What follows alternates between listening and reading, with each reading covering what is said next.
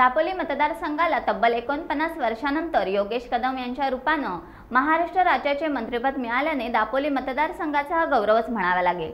दापोली मतदारसंघाला ज्यांच्या रूपाने महाराष्ट्र राज्याच्या मंत्रिमंडळात स्थान मिळाले त्या नामदार योगेशदादा कदम यांचा 15 गाव पंचक्रोशी ब्राह्मण समाज संघटना यांच्या वतीनं ब्राह्मण समाज संघटना अध्यक्ष राजकुमार बर्वे आणि रामकृष्ण बर्वे यांच्या शुभ हस्ते तसेच ब्राह्मण समाज उपाध्यक्षा वैदही गोंधळेकर, गजानन पेटेस, प्रदीप सोमण यांच्या उपस्थितीत शाल श्रीफळ, श्री परशुरामाची प्रतिमा आणि मानपत्र देऊन दापोली तालुक्यातील गावतळे येथील मंगल कार्यालयात जाहीर सत्कार करण्यात आला। विधायक श्रीमान योगेशदादा कदम यांचा दुर्लभम भारते जन्मः महाराष्ट्रेत्वती दुर्लभम रत्नागिरी आमचं पूर्वसुकृत आहे। केवळ पूर्वसुकृतामुळे जिथे जन्म मिळतो अशी मान्यता असलेल्या रत्नागिरी जनपदामध्ये आपला जन्म झाला। शिवसेना प्रमुख, हिंदू हृदय सम्राट माननीय बाळासाहेब ठाकरे यांच्या ज्वलंत आणि दूरदर्शी विचारधारणेतून उगम पावलेल्या मराठी माणसाच्या न्याय्य अधिकारांचे रक्षण करण्यासाठी स्थापन झालेल्या शिवसेनेच्या प्रारंभीच्या काळात ज्यांनी पक्ष बांधणीसाठी आणि महाराष्ट्र सेवेसाठी आपलं संपूर्ण आयुष्य वाहून घेतलं अशा अनेक नेत्यांपैकी एक दिनीचे शिलेदार, रोखठोक आणि वाडेदार स्वभावाचे माननीय श्री रामदास भाई कदम यांच्या समर्थ मार्गदर्शनाखाली आपणही त्याच मुलामुलाचे पक्षकारण, राजकारण आणि समाजकारण यामध्ये स्वतःला झोकून दिलं। शरीर परोपकारावी राहावे, बहुतांच्या कार्यास यावे, उणे पदो नेदावे कोणी एकास या समर्थांच्या उक्तीप्रमाणे आपण दापोली विधानसभा मतदारसंघामधील जनतेची गेली कित्येक वर्षे निस्वार्थपणे, निरलसपणे आणि निस्पृहपणे सेवा करीत आहात। शांत व संयमी स्वभाव ही राजकारणात सहसा न आढळणारी गुणवैशिष्ट्ये आपल्या ठायी आहेत। अधिकाऱ्यांना शांतपणे सूचना देत आणि मार्गदर्शन करत काम करून घेण्याची आपली हातोटी सर्वज्ञात आहे। त्याचप्रमाणे वेळ प्रसंगी आवश्यकता पडल्यास कठोरही होऊन आपण मतदारसंघातील समस्यांचे निराकरण केले।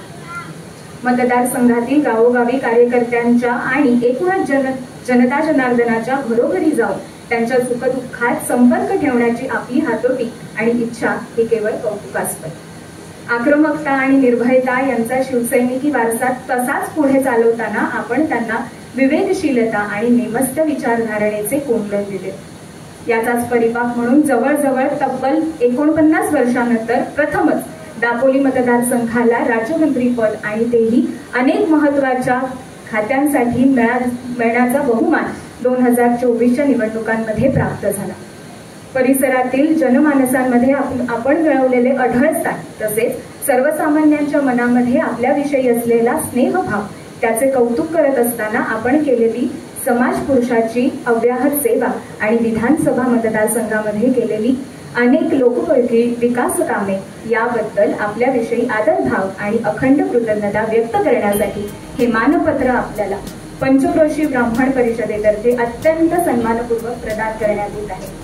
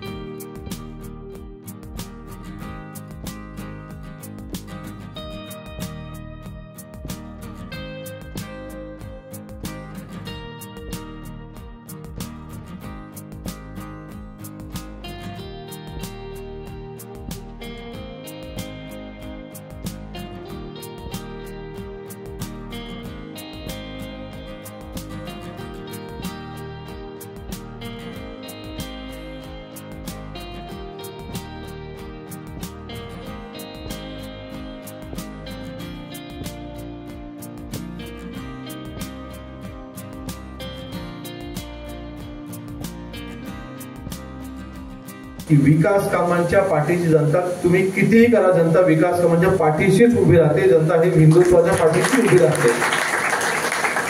हा विचार माझ्या मनामध्ये नक्कीच हा पक्का झाला। आणि मग अर्थातच त्यावेळेस मंत्रिपदाची वगैरे काही अपेक्षा कधीच नव्हती। 2024ला निवडून आल्याच्या नंतर माननीय एकनाथ शिंदे साहेबांनी प्रचार सभेमध्येच शब्द दिला की तुम्ही मला आमदार द्या, मी तुम्हाला नामदार देतो। असा महाराष्ट्र राज्यामध्ये दापोली मतदारसंघ एकमेव मतदारसंघ ज्या मतदारसंघामध्ये शिंदे साहेबांनी हा शब्द जाहीरपणे दिला की पुढचा मंत्री म्हणून त्याला शब्द दिला आणि दापोली मतदारसंघाला जवळपास 49 वर्षाच्या नंतर हे मंत्रिपद मिळालेलं आहे. आणि मला वाटतं 50 वर्ष हा कालावधी प्रचंड मोठा कालावधी आहे. आणि आता माझ्या मनात एकच गोष्ट आहे की आज हे मंत्रिपद मतदारसंघाला लाभलं असेल. शेवटी बघा, राजकारण आहे, मंत्रिपदं येतात, मंत्रिपदं जातात, आणि ही पदं काय कायमस्वरूपी नसतात. पण जोपर्यंत आपल्या दापोली मतदारसंघामध्ये ही मंत्रिपद आहे तोपर्यंत धोरणात्मक गोष्टी ज्या आपल्या कोकणाकरिता अत्यंत महत्वाच्या आहेत. नाहीतर मी आमदार म्हणून जी कामं करत होतो, रस्ते, नळपाणी योजना, सभामंडप, सभामंदिर, तीच आता करत बसलो तर मंत्रिपदाचा उपयोग काय? मिळाला मंत्रिपदाला काय अर्थ नाही. आणि मग निर्णय आपण एक घेतलेला आहे की धोरणात्मक गोष्टींवरती मी जास्त लक्ष देतोय. आणि त्याच्यामध्ये पहिलं, आज आपण महसूल राज्यमंत्री म्हणून आपण कारभार सांभाळतोय, आणि पहिला महसूल खात्याचा कोकणाशी संबंधित जो अडचणीचा विषय आपण हाती घेतलाय तो म्हणजे देवरहाटेंचा. 7 महिन्यावरती देवरहाट ही नोंद झाली. आपली बहुतांश देवळं ही देवरहाटेच्या अंडर आहे. 33-7 ही देवरहाटेची नोंद आहे. आपल्याला आपल्या त्या देवळांसाठी अगदी क वर्ग आणि ब वर्ग पर्यटनामध्ये निधी, म्हणजे शासकीय कुठलाही निधी आपण त्या देवळांसाठी वापरू शकत नाही. याच्या नक्कीच काही सुप्रीम कोर्टाच्या, काही हायकोर्टाच्या काही गाईडलाईन्स, त्यांचे काही ऑर्डर्स आहेत, त्याची देखील अडचणी पडतो. प्रत्येक कायद्यामध्ये आपण तिथे वाट काढू शकतो, असं माझं तरी मत आहे. आणि म्हणून एक पहिली बैठक मी जी घेतली ती या देवराटीच्या जागांमध्ये मंदिरांचे तिथे जीर्णोद्धार करायचं असेल तर तिथे आपण काय मार्ग काढू शकतो याचा अहवाल मी मागवलेला आहे. आणि मला विश्वास आहे की पुढच्या काही दिवसात, महिन्यांमध्येच किंबहुना आपण हा 100% ही जी अडचण आहे ती आपण सोडवतोय आणि आपल्या देवराटेंना आपण या अडचणीपासून हे मोकळं करतोय आणि आपल्या मंदिरांचा जीर्णोद्धार झाला पाहिजे ह्यासाठीचा आपण तिथे आपण निर्णय नक्कीच आपण करून घेतोय. टाइम्स डिजिटलला लाईक करा, शेअर करा, सबस्क्राईब करा आणि बेल आयकॉन दाबायला विसरू नका. Times digital.